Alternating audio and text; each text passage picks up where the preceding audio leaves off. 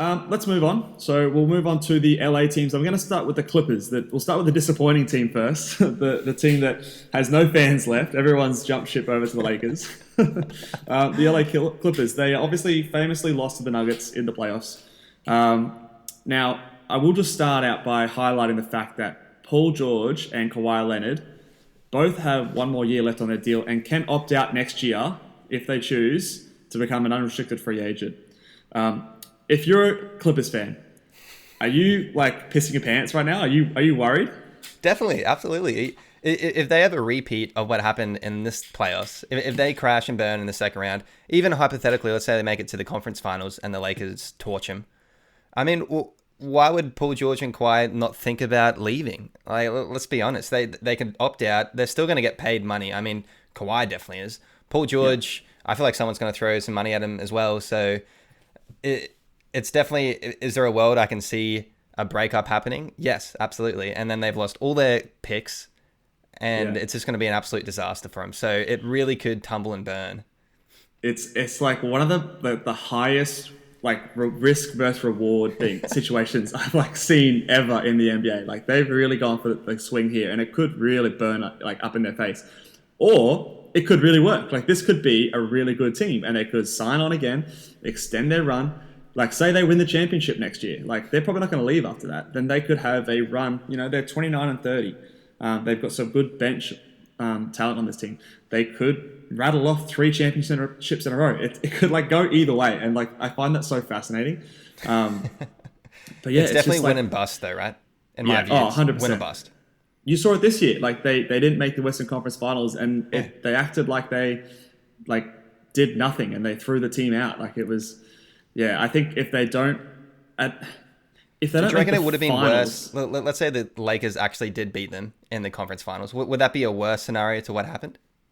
No, I don't think so. I think if they make the conference finals, unless they get completely blown out, I mean, you can't get much worse than blowing a 3-1 lead. Like I don't know, that's pretty bad. That's like the worst case scenario. So I feel like had they made the Western Conference Finals, it was semi-competitive with the Lakers and they lost in, let's say 5 or 6 games. Yeah. I still think that there's a bit more belief in this team. But yeah, I don't know. I just feel like things can change so quickly in the NBA. Like I would not be surprised at all if like this is the last year that this tandem exists.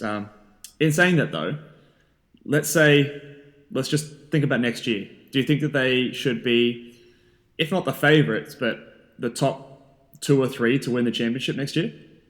I'd put them definitely in the top 3. They're not my favorite. I think at this point you've got to say the Lakers are the favorite from what we saw from them, and they're just, I believe they're a much more mental, tough team.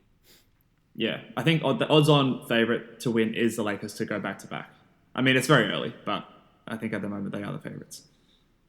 Yeah, well, I've heard some talk in the background saying, obviously Paul George and Kawhi, they were complaining about the point guard and Pat Bev, who is a serviceable kind of role player to get under people's skin, but he's not going to run a team. And Kawhi previously he's been playing with, he won that chip with Kyle Lowry. Before that, he was with Tony Parker, who are 2 very good point guards. You could obviously tell that he just prefers to have someone as more of a ball handler he can work a bit more off ball. Yeah. And you've heard some talk about Rondo. Do you reckon, let's say hypothetically they sign Rondo, the Lakers lose Rondo, who I will point out was huge for them in the playoffs, playoff Rondo. Well, is that a big factor? Yeah. Look, for anyone who doesn't know me, I've never been a Rondo believer, but I will say... What about playoff Rondo though? Playoff Rondo is a different animal. It's actually crazy, the difference between Rondo in the regular season and Rondo in the playoffs. Yeah, he's a winner, bro. It's huge. So look, I can see that being, I think that would be an upgrade. And I think even just having the option there, even if it is just to take a ball handling, playmaking load off Paul George and Kawhi Leonard, that's a good thing. And I think, there was one game in the final, I think it was game 6, I think, where Rondo just turned it on and like no one was really expecting him to do anything and people on their back feet, and he just turns it on, scores, I think it was something like 15 points, something like that. Yeah. Shot super efficiently in that game. Real efficient. And just sort of made things happen. So, look, I think it would be an upgrade. I don't think it's the thing that really, I don't know. I don't think that's the difference on this team, though. Like, I feel like they could win with him, they could win without him. Like it really comes down to um, like what kind of Paul George we get. Do you know? Like Yeah, like that's the biggest factor, isn't it? it is the biggest factor. And like I know Paul George, like in the bubble, he was saying he was probably dealing with some stuff, and like that's fair. Like it's a different environment, but that was the environment that everyone else was in. This year, if it's going to be different, if they're going to be traveling, but in saying that, like say they come up against the Lakers, it's going to be in the Staples Center, and you know that 80% of the fans are going to be going for the Lakers every single game in that scenario. So look, I don't know. I have a bit of hope that Paul George can turn it around, but based on what we've seen, I'm not putting money on it. Do you know what I mean? I think that Paul George, he's 30 years old. He may not be as bad as he was in the playoffs just gone, but I don't know if we're ever going to get peak Paul George back again. Which is weird to say because that was only last year. Yeah. And that was peak Paul George, which is a bit... I mean, statistically, anyway, you could make the argument he was better in Indiana because he took that team to 2 Game 7s in the conference finals against LeBron. And that might You're right. He was top 3 in the MVP voting 2 years ago. Yeah. Which is nuts. So, look, it sounds crazy to say. And, maybe I am jumping the gun a little bit. I probably am. But just with that taste left in our mouth, like it just feels... I don't know, like, and especially when you get to these heights and these expectations, it can cause some players to crumble. And just questioning whether or not Paul George is the kind of player that will stand up in those heavy pressure moments. I have belief in Kawhi. Kawhi, I think, he's tried and tested, and he played bad in that last game, but leading up to that, he was playing great. He was putting up numbers. He was willing the team over the line. I think it comes down to Paul George and what kind of Paul George we get. Yeah. All right, well, what about I'll tackle the contracts again. So Marquise Morris is expiring, so that's something they might need to look into. Trez Harrell is expiring, so they need to try and re-sign him, I guess. Or what do you do with Trez Harrell? What do you do with him? Do you sign him back? I would sign him because I think he's still got value. So you definitely have to sign him. You maybe give him the bird rights, and because there'll be a market for him. So even if you sign him, you give it a test run. You could even I know there's some kind of rules for the NBA, but I believe by the deadline, the free agency, the mid-season deadline, you could trade him away. So that's something they could look into.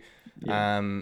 And you could even do a similar thing for Marcus Morris to try and get something in. But that's one of the knocks against his team is they didn't have like so much uniformity with their collection. So there's a lot of pieces thrown all together, and they really probably need to build that chemistry up. So he's one of the oldest players there, right? Trez Harrell's been there for a while.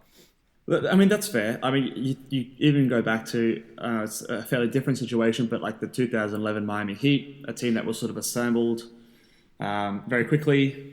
They didn't get it in their first year, so perhaps this team is a bit like that. They just need a little bit more time to sort of get their chemistry going, figure a few things out in the locker room, and then they'll be fine from there. That's definitely a scenario and a possibility.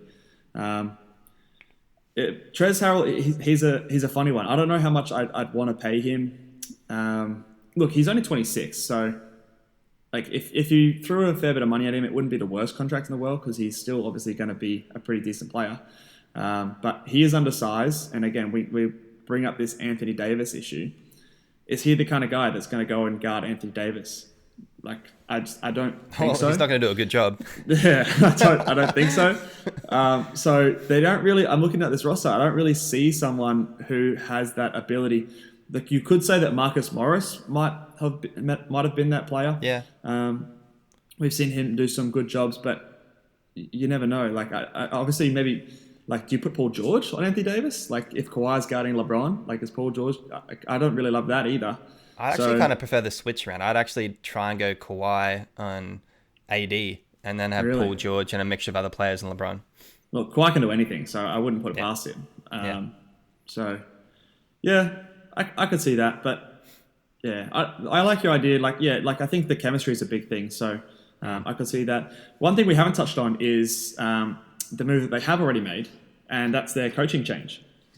So Doc Rivers is out. Ty Lue is in. That's right. What do you think about that? With the talent they have in the roster, there's no reason why Ty Lue can't put it together. He did a good job with LeBron. He's good with superstars. Do I think he's an amazing coach? I think he's pretty mediocre. personally. Yep. But he's probably a good voice in that room that they do need just to try and get them all together and build that chemistry. So to that degree, he should do a good job, I think. What's your take?